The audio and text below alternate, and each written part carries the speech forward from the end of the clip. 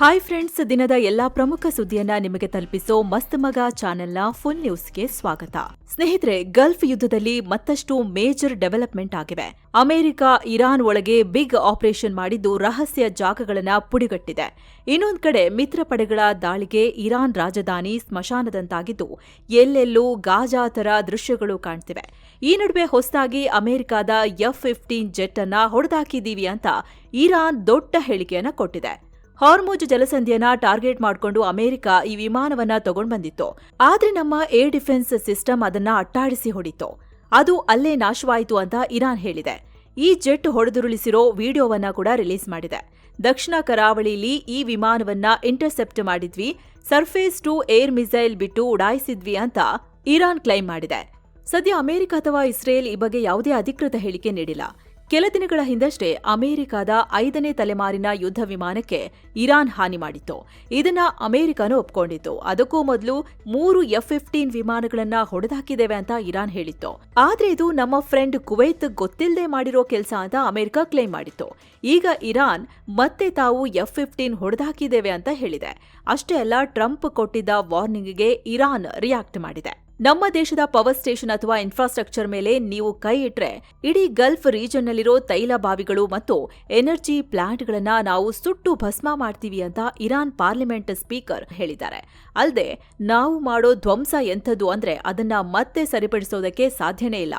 ಒಂದ್ಸಲ ನಮ್ಮ ಮೇಲೆ ದಾಳಿಯಾದ್ರೆ ಈ ಪ್ರದೇಶದ ಎಲ್ಲಾ ಆಯಿಲ್ ಫೆಸಿಲಿಟಿಗಳು ನಮಗೆ ಲೀಗಲ್ ಟಾರ್ಗೆಟ್ ಆಗ್ಲಿವೆ, ಯಾವುದನ್ನೂ ಬಿಡಲ್ಲ ಅಂತ ಹೇಳಿದ್ದಾರೆ. ಇತ್ತ ಅಮೆರಿಕ ಇರಾನ್ ಒಳಗೆ ಬಿಗ್ ರೈಡ್ ಮಾಡಿದೆ. ಇರಾನಿನ ಮಿಲಿಟರಿ ನೆಲೆಗಳನ್ನ ಗುರಿಯಾಗಿಸಿಕೊಂಡು ಸರಣಿ ಏರ್ ಸ್ಟ್ರೈಕ್ ನಡೆಸಿದೆ. ಈ ಬಗ್ಗೆ ವಿಡಿಯೋ ಕೂಡ ರಿಲೀಸ್ ಮಾಡಿದ್ದು ಅಮೆರಿಕದ ಮೇಲೆ ಮತ್ತು ತಮ್ಮ ನೆರೆಹೊರೆಯವರ ಮೇಲೆ ಇರಾನ್ ದಾಳಿ ಮಾಡ್ತಿದೆ.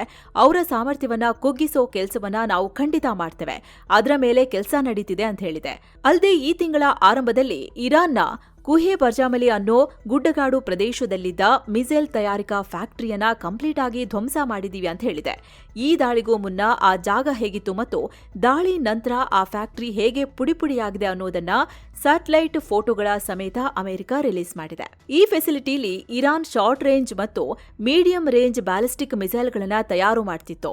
ಇದನ್ನ ನೆಲಸಮ ಮಾಡಿದೀವಿ ಅಂತ ತಿಳಿಸಿದೆ. ಇರಾನ್ಗೆ ಚೇತರಿಸಿಕೊಳ್ಳಲಾಗದಷ್ಟು ದೊಡ್ಡ ಹೊಡೆತ ಕೊಟ್ಟಿದೀವಿ ಅಂತ ಅಮೆರಿಕದ ಸೆಂಟ್ರಲ್ ಕಮಾಂಡ್ ಅನೌನ್ಸ್ ಮಾಡಿದೆ. ಇನ್ನು ಸ್ನೇಹಿತರೆ, ಈ ಅಶಾಂತ ಜಗತ್ತಿನ ಮಧ್ಯೆ ಶಾಂತವಾಗಿರೋ ನಮ್ಮ ಭಾರತದಲ್ಲಿ ನೀವು ಪುಣ್ಯಕ್ಷೇತ್ರಗಳ ದರ್ಶನ ಮಾಡಬೇಕಾ? ಹಾಗಾದ್ರೆ ಬರೋ ಏಪ್ರಿಲ್ 21ಕ್ಕೆ 7 ಸ್ಯಾಂಡ್ಸ್ ಟೂರಿಸಂನವರು ಕಾಶಿ ಅಯೋಧ್ಯೆ ಟ್ರಿಪ್ ಕರ್ಕೊಂಡು ಹೋಗ್ತಿದ್ದಾರೆ. 33,500 ರೂಪಾಯಿಗೆ ಕಂಪ್ಲೀಟ್ ಪ್ಯಾಕೇಜ್ ಇದೆ. ವಿಮಾನ ಪ್ರಯಾಣ, ಊಟ, 3 ಸ್ಟಾರ್ ಹೋಟೆಲ್ ವಾಸ್ತವ್ಯ ಎಲ್ಲವೂ ಇದರಲ್ಲಿ ಸೇರಿದೆ. ಹಿರಿಯ ನಾಗರಿಕರಿಗೆ ವಿಶೇಷ ಕೇರ್ ಕೂಡ ಇರುತ್ತೆ. ಕೆಲವೇ ಸೀಟುಗಳು ಬಾಕಿ ಇವೆ. ಆಸಕ್ತರು ತಕ್ಷಣ ಸ್ಕ್ರೀನ್ ಮೇಲಿರೋ ನಂಬರ್ಗೆ ಕರೆ ಮಾಡಿ ಬುಕ್ ಮಾಡಿ. ಇತ್ತ ಇರಾನ್ ಗಲ್ಫ್ ರಾಷ್ಟ್ರಗಳ ವಿರುದ್ಧ ಮತ್ತಷ್ಟು ಅಪಾಯಕಾರಿಯಾಗಿ ವರ್ತಿಸೋಕೆ ಶುರು ಮಾಡಿದೆ. ಮತ್ತೆ ಯುಎಇ ಮೇಲೆ ಡ್ರೋನ್ ಮತ್ತು ಮಿಸೈಲ್ ನುಗ್ಗಿಸಿ ದಾಳಿ ಮಾಡಿದೆ. ಭಾನುವಾರವಷ್ಟೇ ಸುಮಾರು 4 ಬ್ಯಾಲಿಸ್ಟಿಕ್ ಮಿಸೈಲ್, 25 ಡ್ರೋನ್ ಹಾರಿಸಿದೆ. ಇವುಗಳನ್ನ ಇಂಟರ್ಸೆಪ್ಟ್ ಮಾಡಿದೀವಿ. ಯುದ್ಧ ಶುರುವಾದಾಗಿನಿಂದ 345 ಬ್ಯಾಲಿಸ್ಟಿಕ್ ಮಿಸೈಲ್, 15 ಕ್ರೂಸ್ ಮಿಸೈಲ್, 1700ಕ್ಕೂ ಹೆಚ್ಚು ಡ್ರೋನ್ಗಳನ್ನ ಇರಾನ್ನ ಮೇಲೆ ಹಾರಿಸಿದೆ ಅಂತ ಯುಎಇ ಹೇಳಿದೆ. ಇನ್ನು ಇಸ್ರೇಲ್ನ ಟೆಲ್ ಅವೀವ್ನಲ್ಲಿರೋ ಬೆನ್ ಗುರಿಯನ್ ಏರ್ಪೋರ್ಟ್ನ ಮೇಲೂ ಇರಾನ್ ದಾಳಿ ಮಾಡಿತ್ತು. ಇದಕ್ಕೆ ಯಾವ ಆಯುಧ ಬಳಸಿದ್ವಿ ಅಂತ ಇರಾನ್ ಹೇಳ್ಕೊಂಡಿದೆ. ಇದಕ್ಕೆ ಅರಾಶ್ 2 ಹೆಸರಿನ ಲಾಂಗ್ ರೇಂಜ್ ಡ್ರೋನ್ ಬಳಸಿದ್ವಿ. ಈ ಅರಾಶ್ 2 ಬರೋಬ್ಬರಿ 2,000 ಕಿಲೋಮೀಟರ್ ರೇಂಜ್ ಹೊಂದಿವೆ. ಇವು ಇಸ್ರೇಲ್ ಹಂಟರ್ ಡ್ರೋನ್ಗಳು. ಶತ್ರುಗಳ ರೆಡಾರ್ ಕಣ್ಣಿಗೆ ಬೀಳಲ್ಲ. ಈ ಡ್ರೋನ್ಗಳ ಅಸೆಂಬಲ್ ಕೂಡ ತುಂಬಾ ಸುಲಭ ಅಂತ ಇರಾನ್ನ ಸೇನಾ ವಕ್ತಾರ ಬ್ರಿಗೇಡಿಯರ್ ಜನರಲ್ ಮೊಹಮ್ಮದ್ ಅಕ್ರಮಿನಿಯಾ ಮಾಹಿತಿ ಕೊಟ್ಟಿದ್ದಾರೆ. ಮಿಡ್ಲ್ ಈಸ್ಟ್ನಲ್ಲಿ ನಡೆಯುತ್ತಿರೋ ಯುದ್ಧದ ಬಗ್ಗೆ ಕ್ಯಾಥೋಲಿಕ್ ಧರ್ಮಗುರು ಪೋಪ್ ಲಿಯೋ ಕಳವಳ ವ್ಯಕ್ತಪಡಿಸಿದ್ದಾರೆ. ಈ ಯುದ್ಧದಲ್ಲಿ ಆಗ್ತಿರೋ ಸಾವು ನೋವುಗಳು ಇಡೀ ಮಾನವ ಕುಲಕ್ಕೆ ಒಂದು ದೊಡ್ಡ ಕಪ್ಪು ಚುಕ್ಕೆ ಅಂತ ಹೇಳಿದ್ದಾರೆ. ಅಲ್ಲದೆ, ಅಸಹಾಯಕರು ಈ ಯುದ್ಧಕ್ಕೆ ಬಲಿಯಾಗ್ತಿರೋದನ್ನ ನೋಡಿ ಸುಮ್ಮನೆ ಇರೋಕೆ ಸಾಧ್ಯ ಇಲ್ಲ. ಅವರಿಗೆ ಆಗ್ತಿರೋ ನೋವು ಇಡೀ ಮಾನವೀಯತೆಗೆ ಆಗ್ತಿರೋ ನೋವು ಅಂತ ಬೇಸರ ಹೊರಹಾಕಿದ್ದಾರೆ. ತಕ್ಷಣನೇ ಯುದ್ಧವನ್ನ ನಿಲ್ಲಿಸಿ ಶಾಂತಿಯ ಹಾದಿ ತುಳಿಬೇಕು ಅಂತ ಮನವಿ ಮಾಡಿದ್ದಾರೆ. ಅಮೆರಿಕ ಮತ್ತು ಇಸ್ರೇಲ್ ನಡೆಸುತ್ತಿರೋ ಜಂಟಿ ದಾಳಿಯಿಂದ ಇರಾನ್ ರಾಜಧಾನಿ ತೆಹರಾನ್ ಅಕ್ಷರಶಃ ಸ್ಮಶಾನವಾಗ್ತಿದೆ. ಇರಾನ್ನ ರೆಡ್ ಕ್ರೆಸೆಂಟ್ ನೀಡಿರೋ ಅಧಿಕೃತ ಮಾಹಿತಿ ಪ್ರಕಾರ ಇದುವರೆಗೆ ಬರೋಬ್ಬರಿ 81,000ಕ್ಕೂ ಹೆಚ್ಚು ನಾಗರಿಕ ಮೂಲಸೌಕರ್ಯಗಳು ಧೂಳಿಪಟವಾಗಿವೆ. ಎಲ್ಲಿ ನೋಡಿದ್ರೂ ಗಾಜಾದ ತರ ಕುಸಿದು ಬಿದ್ದಿರೋ ಕಟ್ಟಡಗಳೇ ಕಾಣ್ತಿವೆ. ದಾಳಿ ಕೇವಲ ಮಿಲಿಟರಿ ನೆಲೆಗಳಿಗೆ ಸೀಮಿತವಾಗಿಲ್ಲ. ಬದಲಿಗೆ ಆಸ್ಪತ್ರೆಗಳು, ಶಾಲೆಗಳು ಮತ್ತು ಮೆಡಿಕಲ್ ಸೆಂಟರ್ಗಳನ್ನೇ ಟಾರ್ಗೆಟ್ ಮಾಡಲಾಗ್ತಿದೆ ಅಂತ ಇರಾನ್ನ ರೆಡ್ ಕ್ರೆಸೆಂಟ್ ಗಂಭೀರ ಆರೋಪ ಮಾಡಿದೆ. ಅಲ್ಲದೆ, ಗಾಯಾಳುಗಳನ್ನ ಹೊತ್ತೊಯ್ಯೋ ಆಂಬ್ಯುಲೆನ್ಸ್ ಮತ್ತು ಅಲ್ಲಿ ಕೆಲಸ ಮಾಡ್ತಿರೋ ವರ್ಕರ್ಸ್ ಮೇಲೆ ಕೂಡ ದಾಳಿ ಮಾಡಲಾಗ್ತಿದೆ. ಇದು ಅಂತಾರಾಷ್ಟ್ರೀಯ ಕಾನೂನು ಮತ್ತು ಜಿನಿವಾ ಒಪ್ಪಂದದ ಸ್ಪಷ್ಟ ಉಲ್ಲಂಘನೆ ಅಂತ ರೆಡ್ ಕ್ರೆಸೆಂಟ್ ಕಿಡಿಕಾರಿದೆ. ಅಲ್ಲದೆ ಯುದ್ಧಕ್ಕೂ ಒಂದು ನೀತಿ ನಿಯಮ ಇರುತ್ತೆ, ಆದ್ರೆ ಇಲ್ಲಿ ಅದು ಯಾವುದೂ ಫಾಲೋ ಆಗ್ತಿಲ್ಲ ಅಂತ ರೆಡ್ ಕ್ರೆಸೆಂಟ್ ಆಕ್ರೋಶ ಹೊರಹಾಕಿದೆ. ಇನ್ನು ಟರ್ಕಿ ವಿದೇಶಾಂಗ ಸಚಿವ ಹಕನ್ ಫಿದಾನ್ ಈಗ ಇಡೀ ಗಲ್ಫ್ ರಾಷ್ಟ್ರಗಳ ಪರವಾಗಿ ಇರಾನ್ಗೆ ವಾರ್ನಿಂಗ್ ಪಾಸ್ ಮಾಡಿದ್ದಾರೆ. ಒಂದ್ ವೇಳೆ ಇರಾನ್ ಗಲ್ಫ್ ರಾಷ್ಟ್ರಗಳ ಮೇಲೆ ತನ್ನ ದಾಳಿಯನ್ನ ನಿಲ್ಲಿಸದೇ ಇದ್ರೆ ಈ ದೇಶಗಳು ಇರಾನ್ ವಿರುದ್ಧ ತಿರುಗೇಟು ನೀಡೋದು ಗ್ಯಾರಂಟಿ ಅಂತ ಹೇಳಿದ್ದಾರೆ. ನಮ್ಮ ತಾಳ್ಮೆಗೂ ಒಂದು ಮಿತಿ ಇದೆ, ಅಟ್ಯಾಕ್ ಮುಂದುವರೆದ್ರೆ ನಾವು ಸುಮ್ಮನೆ ಕೂರೋದಿಲ್ಲ ಅಂತ ಗಲ್ಫ್ ದೇಶಗಳು ವಾರ್ನಿಂಗ್ ಕೊಟ್ಟಿವೆ ಅಂತ ಫಿದನ್ ಹೇಳಿದ್ದಾರೆ. ಅಲ್ಲದೆ ಇರಾನ್ ಗಲ್ಫ್ ದೇಶಗಳ ಮೇಲೆ ಅನ್ಯಾಯದ ದಾಳಿ ಮಾಡ್ತಿದೆ, ಈ ಯುದ್ಧಕ್ಕೂ ನಮಗೂ ಸಂಬಂಧ ಇಲ್ಲ, ಅಮೆರಿಕ ದಾಳಿಗೆ ನಮ್ಮ ಏರ್ ಸ್ಪೇಸ್ ಬಳಸೋದಕ್ಕೆ ಬಿಡಲ್ಲ ಅಂತ ಗಲ್ಫ್ ದೇಶಗಳು ಮೊದಲೇ ಹೇಳಿವೆ. ಆದ್ರೂ ಕೂಡ ಇರಾನ್ ಗಲ್ಫ್ ದೇಶಗಳನ್ನ ಟಾರ್ಗೆಟ್ ಮಾಡ್ತಿದೆ, ಹೀಗಾಗಿ ಇರಾನ್ ದಾಳಿಗೆ ರಿಟಾಲಿಯೇಟ್ ಮಾಡಲೇಬೇಕಾಗಿದೆ ಅಂತ ಗಲ್ಫ್ ದೇಶಗಳು ಹೇಳಿವೆ ಅಂತ ಹಕನ್ ಫಿದಾನ್ ಹೇಳಿದ್ದಾರೆ. ಇನ್ನು ಡಿಯಾಗೋ ಗಾರ್ಸಿಯಾ ಸೇನಾ ನೆಲೆ ಮೇಲಿನ ದಾಳಿಯನ್ನ ಬ್ರಿಟನ್ ಅಧಿಕೃತವಾಗಿ ಕನ್ಫರ್ಮ್ ಮಾಡಿದೆ. ಈ ಬಗ್ಗೆ ಮಾತನಾಡಿರೋ ಬ್ರಿಟನ್ ಸಚಿವ ಸ್ಟೀವ್ ರೀಡ್, ನಮ್ಮ ಸೇನಾ ನೆಲೆ ಟಾರ್ಗೆಟ್ ಮಾಡಿ ಇರಾನ್ 2 ಮಿಸೈಲ್ ಹಾರಿಸಿತ್ತು, ಒಂದು ಮಿಸೈಲ್ ಅರ್ಧ ದಾರಿಯಲ್ಲೇ ಬಿದ್ದಿದೆ, ಇನ್ನೊಂದು ಮಿಸೈಲ್ ಅನ್ನ ಇಂಟರ್ಸೆಪ್ಟ್ ಮಾಡಿ ಹೊಡೆದಾಕಲಾಗಿದೆ. ಇರಾನ್ ಈ ಭಾಗದಲ್ಲಿ ಬೇಕಾಬಿಟ್ಟಿ ದಾಳಿ ಮಾಡ್ತಿದೆ, ಇರಾನ್ ಈ ತರ ಮಾಡುತ್ತೆ ಅಂತ ನಮಗೆ ಮೊದಲೇ ನಿರೀಕ್ಷೆ ಇತ್ತು ಅಂದಿದ್ದಾರೆ. ಮಿಡ್ಲ್ ಈಸ್ಟ್ ಯುದ್ಧದ ನಡುವೆ ವೆಸ್ಟ್ ಬ್ಯಾಂಕ್ನಲ್ಲಿನ ಹಿಂಸಾಚಾರ ಭೀಕರ ಸ್ವರೂಪ ಪಡ್ಕೊಂಡಿದೆ. ಡಜನ್ ಗಟ್ಲೆ ಇಸ್ರೇಲಿ ಸೆಟ್ಲರ್ಸ್ ಪ್ಯಾಲೆಸ್ತೀನ್ ಹಳ್ಳಿಗಳ ಮೇಲೆ ಮುಗಿಬಿದ್ದಿದ್ದಾರೆ. ಜಲೂದ್, ಫಂದಾಕುಮಿಯಾ ಮತ್ತು ಕರಿಯುತ್ ಸೇರಿದಂತೆ ಹಲವು ಗ್ರಾಮಗಳಲ್ಲಿ ಮನೆ ಹಾಗೂ ಕಾರುಗಳಿಗೆ ಬೆಂಕಿ ಹಚ್ಚಿದ್ದಾರೆ. ಇಡೀ ಹಳ್ಳಿಗಳೇ ಬೆಂಕಿಯ ಕೆನ್ನಾಲಿಗೆಗೆ ಸಿಲುಕಿ ಉರಿತಿರೋ ವಿಡಿಯೋಗಳು ಹೊರಬಂದಿದ್ದು, ಜನ ಜೀವ ಉಳಿಸಿಕೊಳ್ಳುವುದಕ್ಕೆ ದಿಕ್ಕಾಪಾಲಾಗಿ ಓಡಿದ್ದಾರೆ. ಈ ದಾಳಿಯಲ್ಲಿ 9ಕ್ಕೂ ಹೆಚ್ಚು ಜನ ಪ್ಯಾಲೆಸ್ತೀನಿಯರು ತೀವ್ರವಾಗಿ ಗಾಯಗೊಂಡಿದ್ದಾರೆ. ಪ್ಯಾಲೆಸ್ತೀನಿಯರಿಗೆ ಸೇರಿದ ವಾಹನವೊಂದು ಡಿಕ್ಕಿ ಹೊಡೆದು ಇಸ್ರೇಲ್ ಪ್ರಜೆಯೊಬ್ಬರು ಸಾವನ್ನಪ್ಪಿದ್ರು. ಹೀಗಾಗಿ ಈ ತರ ದಾಳಿ ಮಾಡಿದ್ದಾರೆ ಅಂತ ಇಸ್ರೇಲ್ ಸೇನೆನೇ ಈ ಮಾಹಿತಿ ಕೊಟ್ಟಿದೆ. ಅಂದಹಾಗೆ ಗಾಜಾ ಯುದ್ಧ ಶುರುವಾದಾಗಿನಿಂದ ವೆಸ್ಟ್ ಬ್ಯಾಂಕ್ನಲ್ಲಿ ಇಂಥ ದಾಳಿಗಳು ಸಾಮಾನ್ಯವಾಗಿವೆ. ಕಳೆದ ಮಾರ್ಚ್ 1ರಿಂದ ಈವರೆಗೆ ಇಸ್ರೇಲಿ ಸೆಟ್ಲರ್ಸ್ ನಡೆಸಿದ ದಾಳಿಯಲ್ಲಿ ಸುಮಾರು 6 ಜನ ಪ್ಯಾಲೆಸ್ತೀನಿಯರು ಪ್ರಾಣ ಕಳ್ಕೊಂಡಿದ್ದಾರೆ.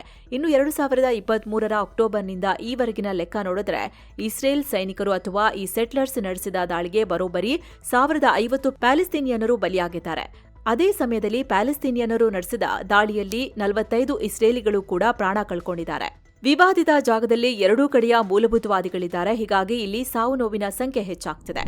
ಇನ್ನು ಮಧ್ಯಪ್ರಾಚ್ಯದ ಸಂಘರ್ಷ ಮತ್ತಷ್ಟು ತೀವ್ರಗೊಳ್ಳುತ್ತಿದ್ದಂತೆ ಭಾರತ ಅಲರ್ಟ್ ಆಗಿದೆ. ಪಿಎಂ ಮೋದಿ ಕೇಂದ್ರದ ಹಿರಿಯ ಸಚಿವರೊಂದಿಗೆ ತುರ್ತು ಸಭೆ ಮಾಡಿದ್ದಾರೆ. ಈ ಯುದ್ಧದಿಂದಾಗಿ ಜಾಗತಿಕ ಆಯಿಲ್ ಮತ್ತು ಗ್ಯಾಸ್ ಸಪ್ಲೈನಲ್ಲಿ ಭಾರೀ ವ್ಯತ್ಯಯ ಉಂಟಾಗಿದೆ. ಹೀಗಾಗಿ ದೇಶದಲ್ಲಿ ತೈಲ, ಗ್ಯಾಸ್, ಕರೆಂಟ್ ಹಾಗೂ ರಸಗೊಬ್ಬರ ಪೂರೈಕೆಗೆ ಯಾವುದೇ ಪ್ರಾಬ್ಲಮ್ ಆಗಬಾರದು ಅನ್ನೋ ಬಗ್ಗೆ ಡಿಸ್ಕಸ್ ಮಾಡಿದ್ದಾರೆ. ಹಾಗೆ ಲಾಜಿಸ್ಟಿಕ್ಸ್ ಮತ್ತು ಡಿಸ್ಟ್ರಿಬ್ಯೂಷನ್ಗೂ ಯಾವುದೇ ತೊಂದರೆ ಆಗಬಾರದು, ಕರೆಕ್ಟ್ ಆಗಿ ನಡೀಬೇಕು, ಇದಕ್ಕೆ ಬೇಕಾದ ಎಲ್ಲಾ ಅಗತ್ಯ ಕ್ರಮ ಕೈಗೊಳ್ಳುವಂತೆ ಅಧಿಕಾರಿಗಳಿಗೆ ಸೂಚನೆ ನೀಡಲಾಗಿದೆ. ಈ ಇಂಧನ ಬಿಕ್ಕಟ್ಟನ್ನ ಬಗೆಹರಿಸುವ ನಿಟ್ಟಿನಲ್ಲಿ ಈಗಾಗಲೇ ಪ್ರಧಾನಿ ಮೋದಿ ಗಲ್ಫ್ ಹಾಗೂ ಇರಾನ್ ನಾಯಕರ ಜೊತೆ ನಿರಂತರ ಮಾತುಕತೆ ನಡೆಸುತ್ತಿದ್ದಾರೆ. ಹಾರ್ಮುಜ್ ಜಲಸಂಧಿಯಲ್ಲಿ ಭಾರತದ ಹಡಗುಗಳಿಗೆ ಸೇಫ್ ಪ್ಯಾಸೇಜ್ ಒದಗಿಸುವ ಬಗ್ಗೆನೂ ಚರ್ಚೆಯಾಗಿದೆ. ಇರಾನ್ ಭಾರತದ ಹಡಗುಗಳು ಸಾಗೋಕೆ ಅವಕಾಶವನ್ನು ಮಾಡಿಕೊಡ್ತಿದೆ. ಇದೆಲ್ಲದರ ಬಗ್ಗೆ ಈ ಸಭೆಯಲ್ಲಿ ಚರ್ಚೆಯಾಗಿದೆ. ಮುಂದೇನ್ ಮಾಡಬಹುದು ಅಂತ ಡಿಸ್ಕಸ್ ಮಾಡಿದ್ದಾರೆ.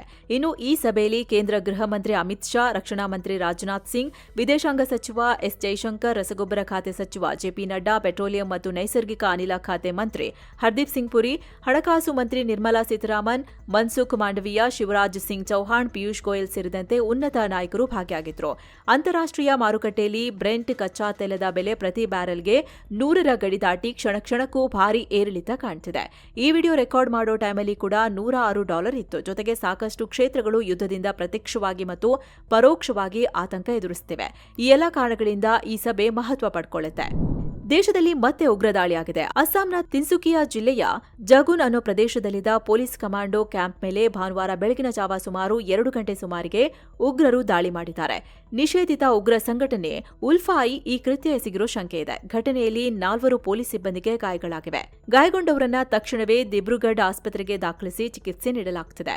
ಅಸ್ಸಾಂ ಮತ್ತು ಅರುಣಾಚಲ ಪ್ರದೇಶದ ಗಡಿಭಾಗದಲ್ಲಿರೋ ಈ ಕ್ಯಾಂಪ್ ಮೇಲೆ ಮೊದಲು ಕೈಯಿಂದ ಎಸೆಯೋ ಸ್ಫೋಟಕಗಳನ್ನು ಎಸೆದು ಆಮೇಲೆ ಸತತವಾಗಿ ಗುಂಡಿನ ದಾಳಿ ಮಾಡಿದ್ದಾರೆ. ಅಸ್ಸಾಂನಲ್ಲಿ ಏಪ್ರಿಲ್ 9ರಂದು ಚುನಾವಣೆ ನಡೆಯಬೇಕಿರೋದ್ರಿಂದ ಶಾಂತಿ ಕದಡೋಕೆ ಉಗ್ರರು ಈ ಪ್ಲಾನ್ ಮಾಡಿರಬಹುದು ಅಂತ ಹೇಳಲಾಗ್ತಿದೆ. ಸ್ಥಳೀಯರು ಕೂಡ ಸ್ಫೋಟದ ಶಬ್ದ ಕೇಳಿಬಂತು ಅಂತ ಹೇಳ್ತಿದ್ದಾರೆ. ಈ ದಾಳಿ ಬೆನ್ನಲ್ಲೇ ಆ ಭಾಗದಲ್ಲಿ ಹೈ ಅಲರ್ಟ್ ಘೋಷಿಸಲಾಗಿದೆ. ಉಗ್ರರನ್ನ ಹಿಡಿಯೋಕೆ ದೊಡ್ಡ ಮಟ್ಟದ ಸರ್ಚ್ ಆಪರೇಷನ್ ಶುರು ಮಾಡಲಾಗಿದೆ. ಸುತ್ತಮುತ್ತಲಿನ ಕಾಡುಗಳಲ್ಲಿ ಗಸ್ತನ್ನ ಹೆಚ್ಚಿಸಲಾಗಿದ್ದು ಭಾರೀ ಶೋಧ ಕಾರ್ಯಾಚರಣೆ ನಡೆಯುತ್ತಿದೆ. ಯುಪಿಯ ಗಾಜಿಯಾಬಾದ್ನಲ್ಲಿ ಪತ್ತೆಯಾಗಿದ್ದ ಪಾಕ್ನ ಗುಪ್ತಚರ ಸಂಸ್ಥೆ ಐಎಸ್ಐ ಜಾಲದ ಪ್ರಕರಣದಲ್ಲಿ ಈಗ ದೊಡ್ಡ ಡೆವಲಪ್ಮೆಂಟ್ ನಡೆದಿದೆ. ಈ ಕೇಸ್ ಸಂಬಂಧ ಓರ್ವ ಮಹಿಳೆ ಸೇರಿದಂತೆ ಮತ್ತೆ 3ರನ್ನ ಅರೆಸ್ಟ್ ಮಾಡಲಾಗಿದೆ. ಇದರೊಂದಿಗೆ ಈ ಬೃಹತ್ ಸ್ಪೈ ಮಾಡ್ಯೂಲ್ ಕೇಸ್ನಲ್ಲಿ ಬಂಧಿತರ ಸಂಖ್ಯೆ 14ಕ್ಕೆ ಏರಿಕೆಯಾಗಿದೆ. ಇನ್ನು ಹೊಸದಾಗಿ ಬಂಧಿತರಾದವರನ್ನ ನೌಶಾದ್ ಅಲಿ, ಮೀರಾ ಅಂತ ಗುರುತಿಸಲಾಗಿದೆ ಹಾಗೂ ಓರ್ವ ಅಪ್ರಾಪ್ತನನ್ನ ಸೆರೆಹಿಡಿಯಲಾಗಿದೆ. ಆದರೆ ಇದುವರೆಗೆ ಆತನ ಹೆಸರನ್ನ ಬಹಿರಂಗಪಡಿಸಿಲ್ಲ. ಈ ಇಡೀ ಬೇಹುಗಾರಿಕಾ ಜಾಲದ ಮಾಸ್ಟರ್ ಮೈಂಡ್ ನೌಶಾದ್ ಅಲಿನೇ ಅಂತ ಪೊಲೀಸರು ಹೇಳಿದ್ದಾರೆ. ಈತ ಹಣದ ಆಸೆ ತೋರಿಸಿ ಮೊಬೈಲ್ ರಿಪೇರಿ, ಕಂಪ್ಯೂಟರ್ ಹಾಗೂ ಸಿಸಿಟಿವಿ ಆಪರೇಟಿಂಗ್ ಗೊತ್ತಿರೋ ಬಡ ಯುವಕರನ್ನ ಟಾರ್ಗೆಟ್ ಮಾಡಿ ತನ್ನ ಜಾಲಕ್ಕೆ ಸೆಳೆತಿದ್ದ. ಯಾರಿಗೂ ಅನುಮಾನ ಬಾರದಂತೆ ಮಹಿಳೆಯರನ್ನ ಕೂಡ ಈತ ತನ್ನ ಗ್ಯಾಂಗ್ಗೆ ಸೇರಿಸಿಕೊಳ್ತಿದ್ದ. ಬಂಧಿತ ಮೀರಾ ಈ ಜಾಲಕ್ಕೆ ಶಸ್ತ್ರಾಸ್ತ್ರಗಳನ್ನ ಪೂರೈಕೆ ಮಾಡ್ತಿದ್ಲು. ಈಕೆ 2025ರಲ್ಲಿ ದಿಲ್ಲಿ ಪೊಲೀಸರ ಸ್ಪೆಷಲ್ ಸೆಲ್ನಿಂದಲೂ ಒಮ್ಮೆ ಅರೆಸ್ಟ್ ಆಗಿದ್ಲು ಅಂತ ಪೊಲೀಸರು ಹೇಳಿದ್ದಾರೆ. ಇನ್ನು ಇತ್ತೀಚೆಗೆ ಭಾರತದಲ್ಲಿ ಉಗ್ರ ಚಟುವಟಿಕೆ ಮಾಡ್ತಿದ್ದ ಆರೋಪದ ಮೇಲೆ 6 ಯುಕ್ರೇನ್ ಪ್ರಜೆಗಳನ್ನ ಭಾರತ ಅರೆಸ್ಟ್ ಮಾಡಿತ್ತು. ಈ ವಿಚಾರವಾಗಿ ಯುಕ್ರೇನ್ ಮತ್ತು ರಷ್ಯಾಗಳು ಕಿತ್ತಾಡ್ಕೊಂಡಿವೆ. ಈ ಘಟನೆ ಬೆನ್ನಲ್ಲೇ ಇದೆಲ್ಲ ರಷ್ಯಾದ ಪಿತೂರಿ, ಭಾರತ ಮತ್ತು ಯುಕ್ರೇನ್ ಸಂಬಂಧಕ್ಕೆ ಧಕ್ಕೆ ತರೋಕೆ ಈ ತರ ಮಾಡ್ತಿದ್ದಾರೆ ಅಂತ ಯುಕ್ರೇನ್ ಹೇಳಿತ್ತು. ಇದಕ್ಕೆ ರಷ್ಯಾ ತಿರುಗೇಟು ನೀಡಿದೆ. ಎಲ್ಲದಕ್ಕೂ ರಷ್ಯಾವನ್ನೇ ಬ್ಲೇಮ್ ಮಾಡ್ತಾರೆ. ಯುಕ್ರೇನ್ ಬೇಕು ಅಂತಲೇ ನಮ್ಮ ಏಷ್ಯಾ ಭಾಗದಲ್ಲಿ ಅಶಾಂತಿ ಸೃಷ್ಟಿ ಮಾಡೋಕೆ ಟ್ರೈ ಮಾಡ್ತಿದೆ. ಯುದ್ಧದ ಟೈಮ್ನಲ್ಲಿ ಬೇರೆ ಬೇರೆ ದೇಶಗಳಲ್ಲಿ ತನ್ನ ಜನರನ್ನ ಬಿಟ್ಟು ಯುಕ್ರೇನ್ ಕಿತಾಪತಿ ಮಾಡ್ತಿದೆ. ಎಷ್ಟೇ ಆದ್ರೂ ಅದು ನಾಜಿ ಮನಸ್ಥಿತಿ ಇರೋ ಆಡಳಿತ.